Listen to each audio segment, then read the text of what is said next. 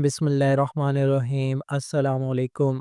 मेरी आज की ये वीडियो बेसिकली लॉ के स्टूडेंट्स और उन वकला हज़रात के लिए है जिन्होंने रिसेंटली अपनी प्रैक्टिस का आगाज़ किया है और वो ये चाहते हैं कि वो अपना केस खुद ड्राफ्ट करें ऑफिस में बैठ के, घर में बैठ के। उनके पास एक जस्ट एक लैपटॉप होना चाहिए, उसमें एमएस ऑफिस होना चाहिए, ठीक है। एंड देन उसके बाद उनको थोड़ी बहुत टाइपिंग आनी चाहिए। बाकी जो मेन काम होता है वो होता है थोड़ी सी सेटिंग्स का, जो कि मैं आपको अभी बता दूंगा। और उन सेटिंग्स के बाद आप इस काबिल हो जाएंगे कि आप अपना प्लेन खुद ही टाइप कर लें, बजाय इसके कि आप किसी स्टेनो के पास जाएं और स्टेनो से जाके अपना केस जो है वो ड्राफ्ट कराएं या प्लेन जो है वो टाइप करवाएं। तो सबसे पहले हम लोग यहाँ पे देखते हैं कि हमारे पास प्लेंट में होता क्या क्या है। सबसे पहले हमारे पास आ जाता है हेडिंग आती है। सबसे पहले हमारे पास यहाँ पे हेडिंग आ जाती है, in the court of senior civil जज लाहौर। देन उसके बाद हमारे पास सूट नंबर आ जाता है, फिर उसके बाद टाइटल आता है। अगर हम उर्दू में देखें तो अक्सर सुनने में आता है फलां बनाम फलां, यानी कि प्लेंटिफ वर्सेस डिफेंडेंट। देन उसके बाद हमारे पास आ जाती है डिस्क्रिप्शन ऑफ द सूट, कि हमारा सूट किस पर्पज़ के लिए है। यहाँ पे ये जो प्लेंट है ये है suit for recovery of rupees so and so as damages. के पास प्लेंट के दो हिस्से आ जाते हैं, number one formal portion, number two substantial portion. अब यहाँ पे हमने डिस्क्रिप्शन जो थी उसकी कि किस पर्पज़ के लिए है केस वो लिख दिया। उसके बाद हम लोग लिख देते हैं रिस्पेक्टफुली श्वेत, या इट इज़ सबमिटेड दैट, इस तरह का एक जुमला लिखा जाता है। तो जो फॉर्मल पोर्शन होता है वो आपका ये पहले वाला पोर्शन होगा, जो जितने भी पॉइंट्स हैं जो हमने यहाँ पे लिखे हैं ये। अब जो सब्सटेंशियल पोर्शन है वो हमारा कौन सा होगा, जिसके अंदर हमने रिलीफ क्लेम किया है, क्या रिलीफ क्लेम किया है और वेरिफिकेशन उसकी। तो ये सब्सटेंशियल पोर्शन हो गया। अब उसके अंदर हम लोग, अच्छा जी, यहाँ पे हम लोग देखेंगे कि हम लोगों ने कौन कौन सी सेटिंग्स करनी है। तो सबसे पहले हम लोगों ने क्या करना है कि जब भी हम एक ब्लैंक डॉक्यूमेंट ओपन करेंगे, हमने यहाँ पे एक सेटिंग करनी है। यहाँ पे जाके इसको क्लिक करना है। देन यहाँ पे हमारे पास जो है कुछ वैल्यूज़ हैं, जो वहाँ पे कुछ आप जब ब्लैंक को ओपन करेंगे तो वहाँ पे डिफरेंट होंगी, जबकि यहाँ पे कुछ है, यहाँ पे कुछ है। तो आपने जो ये है same as it is enter कर देनी है जैसे यहाँ पे की गई है। देन उसके बाद आपने पेपर में जाना है, यहाँ पे आपका लीगल होना चाहिए। देन आपने उसको ओके कर देना।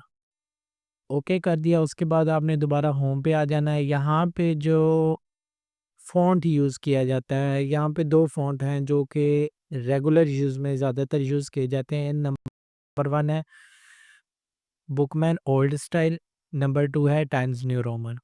तो आप इन दोनों में से कोई भी अडॉप्ट कर सकते हैं, वो आपकी अपनी मर्ज़ी है। अब हम लोग देखेंगे कि हमने फ़ॉन्ट साइज़ क्या रखना है। यहाँ पे हम लोग ये देखेंगे कि हमने फ़ॉन्ट साइज़ क्या रखना है और किसको अंडरलाइन करना है और किसको इटैलिक करना है। तो हमारे पास सबसे पहले जो हेडिंग आ जाती है, heading in the court of senior civil जज लाहौर, या कोई भी कोर्ट हो सकती है, तो उसको आपने अंडरलाइन रखना है और बोल्ड रखना है। और यहाँ पे मैंने 17 रखा है। उसके बाद जो यहाँ पे सूट नंबर है उसको इटैलिक में रख के 14 पे रखा है। देन जो पार्टीज़ हैं उनको भी 14 पे रखा है। उसके बाद वर्सेस प्लेंटिफ जो है ये भी 14 पे है, बट ये बोल्ड में है, वर्सेस बोल्ड में है।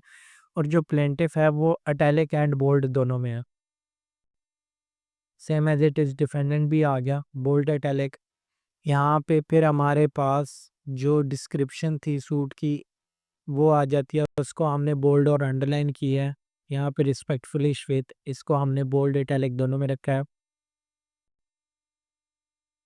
फिर हमारे पास यहाँ पे फिर 14 आ गया फ़ॉन्ट साइज़। तो सेम एज इट इज़ इसी तरह हम लोगों ने मेन ये यूज़ करने हैं फ़ॉन्ट साइज़। ये देखिए, यहाँ पे भी हमारे पास जो है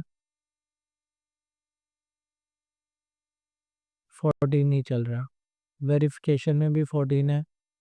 यहाँ पे हमने कोई है, अगर आपको लगता है हेडिंग है या ज़रूरी है उसको आपने हाईलाइट कर देना है, बोल्ड कर देना है, ठीक है। तो अब एक और चीज़ जो कि देखना बहुत ज़रूरी है, अच्छा जी, यहाँ पे अब जो एक आखिरी चीज़ है जिसका आपने ख़ास ख़्याल रखना है, वो ये है कि अब ये नहीं करना कि आपने यहाँ पे स्पेस डाल-डाल के इसको आगे-पीछे किया, नहीं। आपने जैसे इसको टाइप करना है और सिंपली ये इस तरह, यहाँ पे ये आपको ऑप्शन नज़र आ रहा है। अगर इसको करेंगे तो ये इधर आ जाएगा, इसको करेंगे सेंटर में आ जाएगा, इसको करेंगे उधर चला जाएगा, देन अगर इसको करते हैं तो ऐसे आ जाएगा, जबकि हमने इसको ये वाले पे करना है, नंबर 2 पे करना है। देन उसके बाद सूट नंबर है, तो इसको भी हमने नंबर 2 पे रखना है। फिर उसके बाद हमारे पास टाइटल जो आ जाता है, वो हमने थर्ड वन पे रखना है। जो हमारा प्लेंटिफ है, वो भी हमने नंबर 3 पे रखना है। जो वर्सेस है, उसको नंबर 4 पे रखेंगे। देन हमारे पास टाइटल आ गया सेम एज़ इट इज़। यहाँ पे डिफेंडेंट नंबर 3 पे आएगा, बिल्कुल जी। तो बाकी जो हमारे पैरा हैं, उनको हमने क्या करना है कि उनको हम लोगों ने सिंपल नंबर 4 पे रखना है। ठीक है? तो ऐसे ही आप लोगों ने ये इन 3-4 चीज़ों का ख़्याल रखना है। तो आप अपना प्लेंट या फिर अपना केस जो है खुद ड्राफ्ट कर सकते हैं बहुत ही आसानी से। शुरू-शुरू में थोड़ी मुश्किल होगी, बट आपने घबराना बिल्कुल नहीं है। Practice makes a man perfect. तो वक़्त के साथ-साथ जो है आप लोग एक्सपर्ट हो जाएँगे इस चीज़ में।